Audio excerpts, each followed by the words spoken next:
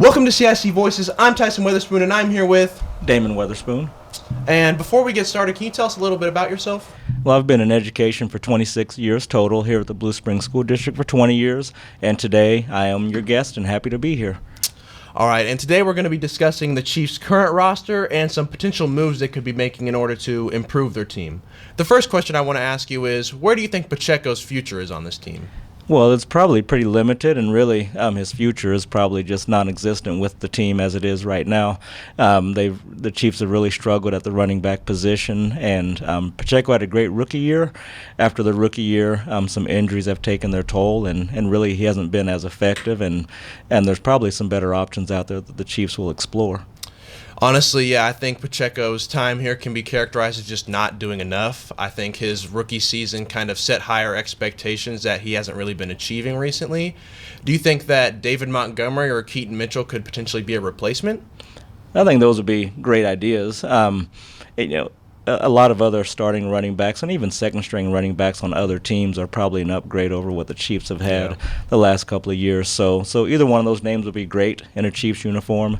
Also, I'm sure they'll look at the draft for options as well. Yeah. But I'm sure, I would imagine that the top two running backs from this year coming into next year won't be on the football team anymore. Yeah, and when we're talking about the draft, do you think Jeremiah Love is a pipe dream, or do you think it's possible? Well, I think it's a possibility. I don't know that it's a wise thing for the Chiefs to do. A lot of times people get excited about the running back position, about any skill position, and when the Chiefs are drafting as high as they are, some of those higher level guys are available. But when you think about running back, a lot of times that position can be filled either through free agency or even through later rounds in the draft. So some of the other positions of need are probably a little bit higher on the priority list right now to be filled with that number 9 pick. For sure, like tackle is a position that's very hard to draft outside of the first round and a very important position to have. And I just think Jawan Taylor hasn't been doing what he needs to be doing. Too many penalties. He's not. $23 million salary cap. It's just his production is not worth what the Chiefs have been giving him, and quite frankly, it's taking a huge toll on the team. So, do you think first overall selection is going to be a tackle? I don't think it'll be a tackle. They went with their first-round pick last year at tackle, their left tackle, Simmons, and he had a good rookie year, and really probably better than expected. And I would doubt that they would go 2 years in a row drafting a tackle with their first-round pick. But there definitely are many other positions of need and those will be explored. And wide receiver is one of them. Where do you think Rashee Rice's future is on this team? It's probably probably questionable. And he's been productive when he's been on the field, but he's also had some off-the-field issues that have limited his ability to be on the field.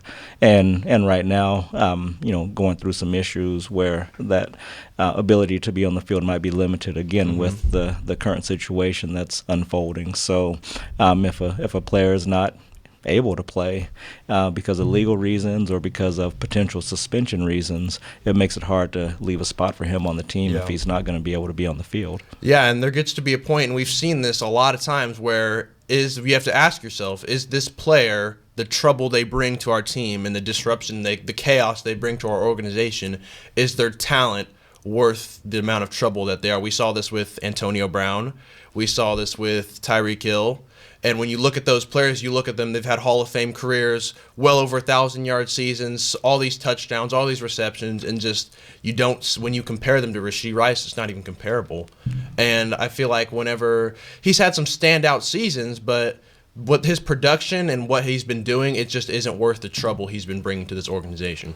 Yeah, there's definitely a sliding scale when you think about that talent to chaos ratio, and for Rashee Rice with the amount of production that he's had, the amount of chaos that he's allowed to bring is probably pretty limited versus a Tyreek Hill where he could bring all kinds of chaos, but he also brings all kinds of production. Exactly. Yes. And makes your team. He elevates your team, and Rashee Rice just doesn't do that, and he's really not a number one receiver. On a lot of teams, he wouldn't be a number one receiver, but on this team, he is because of the limited talent with the receiver position. So you think trade or draft for receiver? It depends on who's available, and it Yeah. depends on what they have in free agency also. So it depends on how those gaps are filled. But I don't know that the team will be able to depend on Rashee Rice being a viable option next year. Yeah. Do you think Carnell Tate's an option in the draft? If he's there, and a lot of the high level receivers are going to go pretty quickly.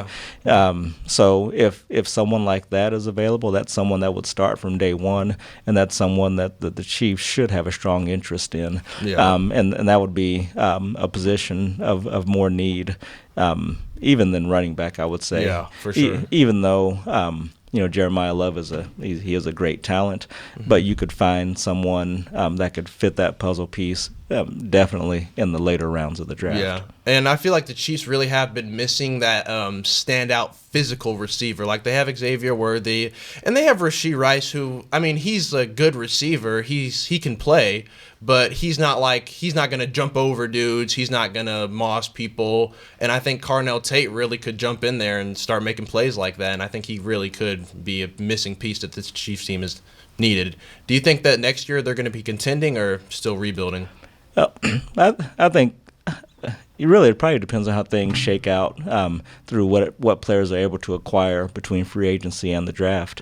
And of course, with Mahomes not probably being available for a big part of the season next year, in my opinion, it would be wise for them to maybe not go all out next year and really use it as more of a rebuild year, and maybe try to get some experience for some of the younger players and really take some chances on some other guys and see what they have, and then really try to parlay that into what happens in the future beyond next year. Next year is probably not as important as the year after that. Yeah. Oh, yeah. And I think the Chiefs really are going to have to look inwards and say, do we need a quarterback to get us through these first 4 weeks? And if so, who do you think they could even get? Joe Flacco? Well, there's not going to be a lot of options out there. There's not a lot of starting quarterbacks that aren't on a team. Yeah. So really their options would be to go with what they did this year with their third string, Chris Oladokun, and he really wasn't super effective when he had his opportunity. Their second string quarterback blew out his knee also, so he won't be available. And he's on an expiring contract too, right? I think he's gone too. Yeah, and he's gone. So those two aren't really options. Of course, the starter, Mahomes, isn't going to be an option. Yeah. So that would be a position they'd have to fill really through free agency, because they wouldn't rely on a middle round draft pick at quarterback to come in and be a starter. So they'll have to explore the free agent market, and that market's going to be pretty thin. So someone like a Joe Flacco would be a possibility, but whoever it is will be someone that's just filling a gap until the starter comes back. Do you think it's like a UDFA or like a veteran? It'll be a veteran. They're not going to take a UDFA or even a fifth, sixth, seventh round pick at quarterback. They wouldn't take a chance at that person being the one to lead their franchise into the season. So it'll be a free agent. Who is that? Don't know. But whoever it is it's not going to be someone that a lot of fans will be excited about. It's going to be someone that's just going to facilitate the game until time for the starter to return. And one of the final questions I want to ask you is, let's say the Chiefs do go into next season, they sign a quarterback, and midway season we find ourselves, we've only won 1 or 2 games. Do we start tanking, or do we go all out, try to secure the playoffs? Well, if there's not going to be a chance to contend, I really don't see the reason for, and especially when you have a quarterback coming from a major injury.